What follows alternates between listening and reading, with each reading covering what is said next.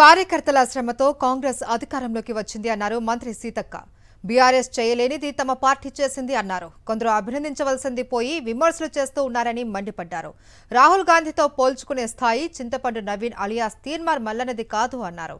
కుల గణనపై చర్చించేందుకు 50 రోజుల సమయం ఇచ్చాము అని, అది సరిపోదా అని నిలదీశారు సీతక్క. కొంతమంది బీజేపీ గొంతుకలై బీఆర్ఎస్ గొంతుకలై మాట్లాడేటోళ్లకు మేము చేసింది ఏది కూడా నచ్చుతలేదు.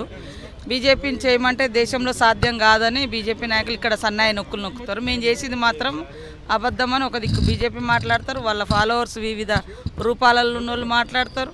కాబట్టి ఏం తప్పునో చెప్పమంటే చెప్పడం లేదు. 50 రోజుల కంటే ఇంకా ఎక్కువ టైం కూడా మొన్న కూడా ఇచ్చినాం కదా. ఇక ఆయన గురించి ఆయన బాగా ఆలోచించుకొని మాట్లాడాలి, ఎక్కువ ఆలోచించుకొని మాట్లాడితే బాగుంటుంది చాలా. ఇంకా రాహుల్ గాంధీ గారిని కోట్ చేసిండంటేనే ఆయన గురించి అర్థమైపోయింది.